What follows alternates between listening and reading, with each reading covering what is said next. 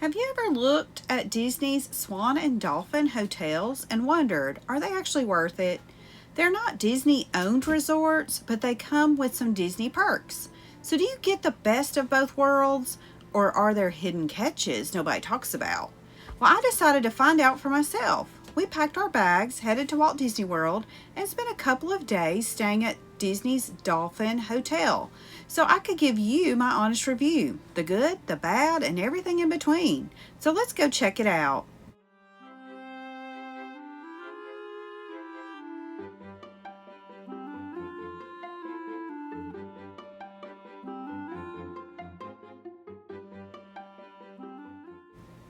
One thing I wanted to test was transportation from Orlando International Airport. So we used the Mears Connect from MCO, which is one of the transportation options available even for Swan and Dolphin guests. So now, fair warning, we made several resort stops before arriving at Dolphin, and we happened to be the last stop.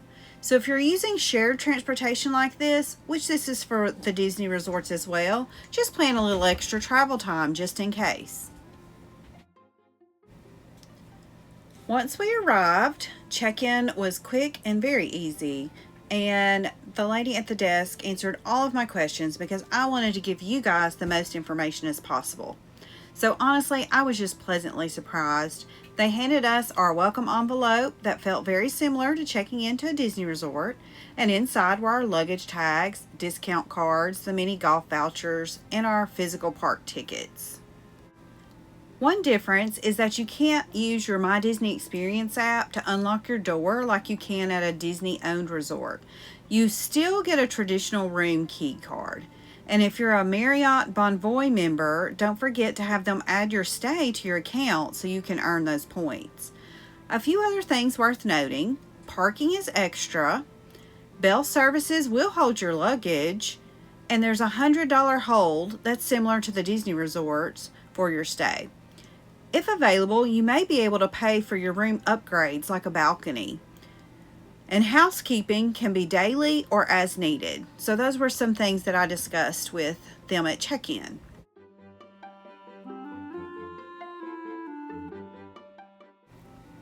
One thing we immediately loved was location. You could easily walk over to the BoardWalk or the Beach Club. So naturally, I was able to make us a reservation at Beaches and Cream for dinner. And let me tell you, this place is just fun.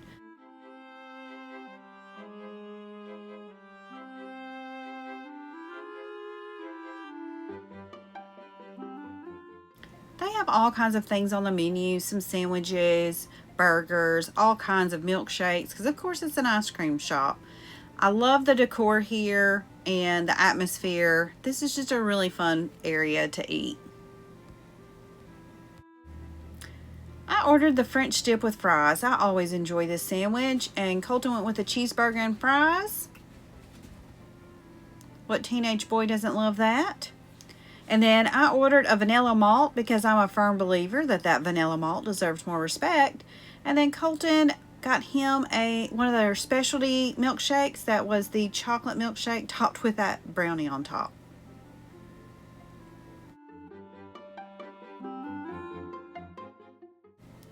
This just gives you that old-fashioned ice cream parlor atmosphere.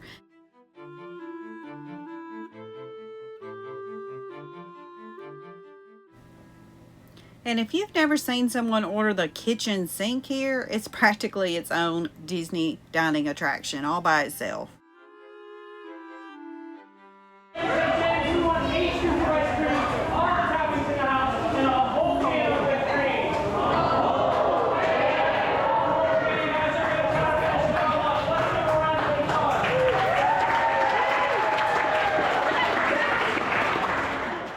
If you're not looking for a full meal, there's also a walk-up window where you can just grab ice cream and go.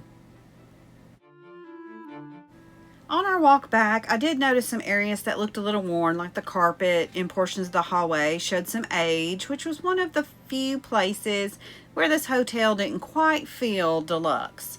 But let's check out the room. The room itself was spacious and comfortable. The bathroom included a tub, a nice shower head, and some quality shampoo, conditioner, and body wash. We had 2 double beds, not queens, a table and seating area, beverage cooler, a coffee station. Although I must report a tragic discovery. There was no Joffrey's coffee. I know. We'll get through that. But our view overlooked the parking area, which wasn't exactly magical, but we weren't spending much time staring out the window anyway. So overall, I felt like this was a nice room. Okay, let's talk about amenities. There are a lot of amenities here at this hotel. They had a really large, expansive spa area with anything you wanted. Lots of eating places, and some of these are signature restaurants. So I will say that some of these places were pricier than some of the Disney resorts, but high quality food. And you were still walking distance to any of the other type of food places you would like. They had a nice little area to get coffee in the morning, little grab and go snacks, so plenty of food.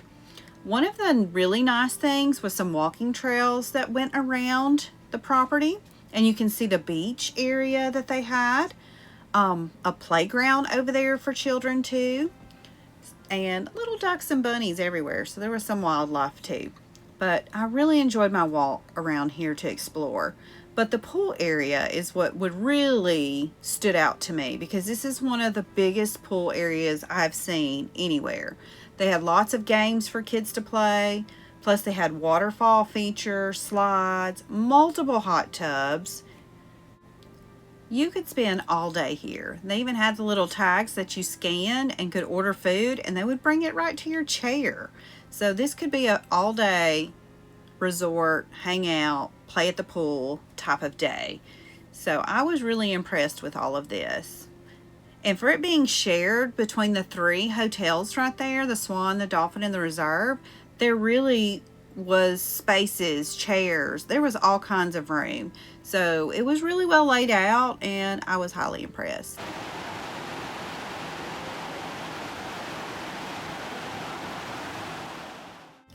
I also saw a Camp Dolphin where they offer childcare services. And then I discovered something else that really surprised me. This was the largest arcade I've ever seen at any type of hotel. It spanned across 2 large rooms, had many types of games. You could win tickets and trade them in. And I was just in shock how big this was. Then I turned a corner and there was even a bowling alley. So plenty to do here if you wanted to come in here and play games for several hours with your kids. They also would bring food in here for you, so you were not going to go hungry anywhere on this place. Alright, we are on our way to Epcot. We're walking, and I'm timing it to see how long our walk is. Just spent our first night at the Dolphin Resort, or I think it's actually called Dolphin Hotel. And I just want to make a comment about the bed situation. I'm used to sleeping on a king size bed or a queen when we're camping. And this was a double bed. And sleeping with my husband was a little too close, wasn't it? So just every time I turned over, I'd hit you. So just so you know, you really gotta like each other a whole lot, or not be afraid of all the movement and stuff, because it was pretty tight when you're used to sleeping in bigger beds. So, all right, so we're on our way to Epcot, to the Flower and Garden Show with our excited kid. Okay, so I think this is where Dolphin really shines, because that walk took us about 12 minutes. Yes, 12 minutes. So that's hard to beat.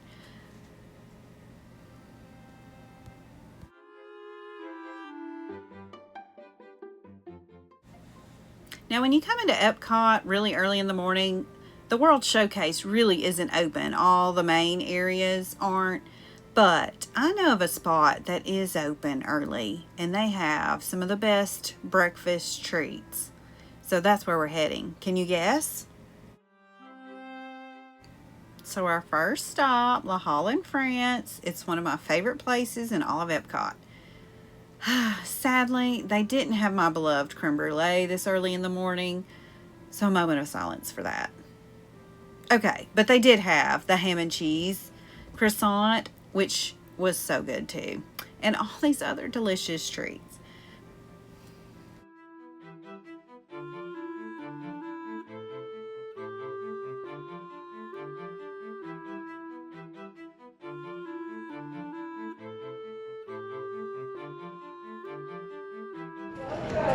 Guess what time it is?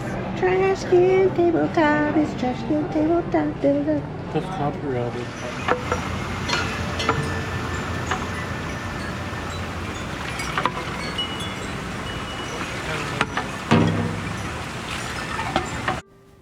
After breakfast, we wandered over to Japan and enjoyed the beautiful bamboo garden area and some topiaries. One of the reasons for this trip was spending some one-on-one time with our son. He loves plants, and with teenage boys, you start realizing you're no longer the coolest person in the universe. So we are soaking up every minute.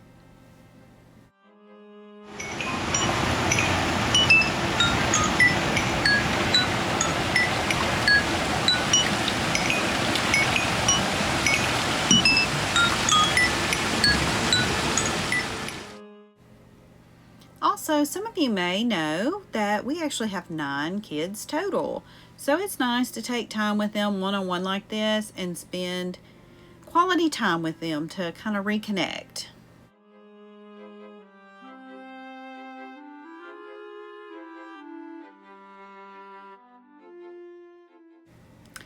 This was the last week of the Flower and Garden Festival, which is one of my favorite festivals. I actually was here earlier in the season, and so to come back later and see everything even bloomed out even more was really beautiful.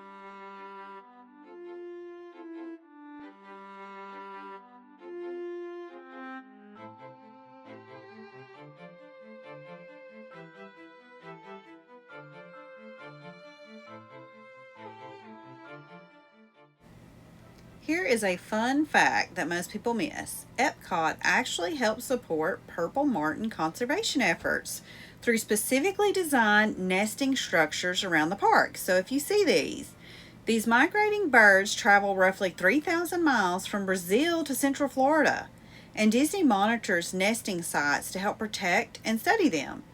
That's pretty incredible for something most guests just will walk right past.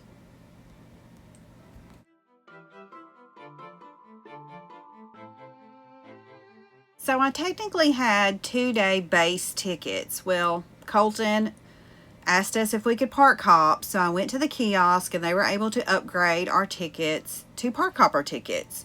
So he really wanted to go to Animal Kingdom for a few rides and activities. And honestly, if your kid wants to ride Expedition Everest, who am I to stand in the way of that kind of wisdom? So we knocked out a few more attractions before heading back to Epcot for dinner.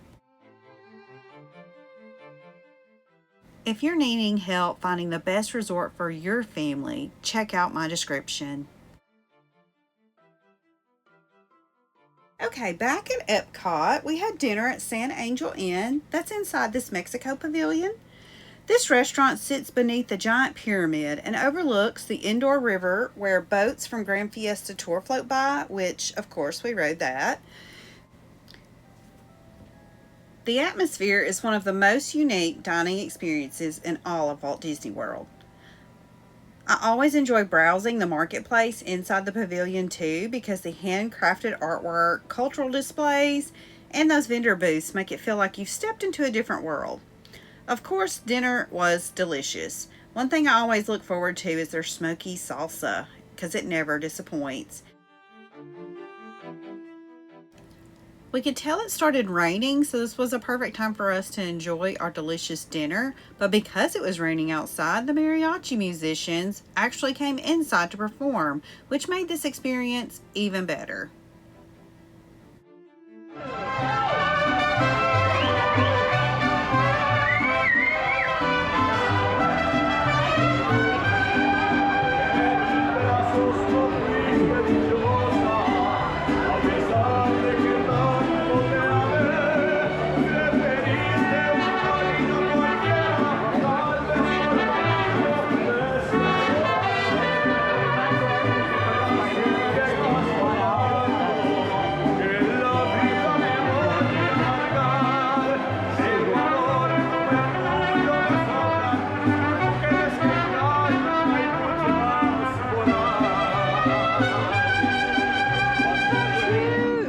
After dinner, we wandered through Communicore Hall and caught Goofy dancing, and we wrapped up our evening with a beautiful walk on Disney's BoardWalk.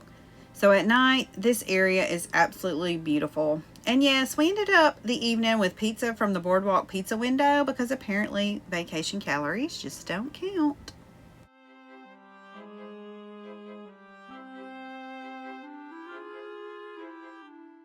Alright, let's talk about other transportation. We know we can walk over to Epcot. We know we can take a boat over to Hollywood Studios. But what about Animal Kingdom and Magic Kingdom? So the next morning we did the Animal Kingdom bus. But this time I really wanted to test out this transportation to see. This hotel does offer those buses to Animal Kingdom, Magic Kingdom, and Disney Springs. But one important thing to understand is it won't drop you off where the Disney Resort buses do. So at Animal Kingdom, the bus drops guests off in a designated area within the main parking lot, but it was still a very short walk to the entrance. But keep in mind for Magic Kingdom, the buses do not drop you off at the front gate like the Disney Resort buses. Instead, they would drop you at the Transportation and Ticket Center, meaning you would need to take either the monorail or the ferry to reach Magic Kingdom. That's probably the biggest transportation difference I found during this stay. It's not a deal breaker, just make sure you allow those extra time if you're heading to Magic Kingdom. Alright, one area where Dolphin really surprised me is still the Disney benefits you get. So staying here, you can still link your reservation to your My Disney experience. You can still book Lightning Lane 7 days before arrival. Enjoy early theme park entry, qualify for extended evening hours on select nights like a deluxe resort. Those are some pretty great perks. What you don't get, you can't do the Disney dining plan or refillable mugs or the Disney operated transportation. So that was the nots. So my final verdict, would I stay here again? Yes, especially if Epcot and Hollywood Studios are your priority parks.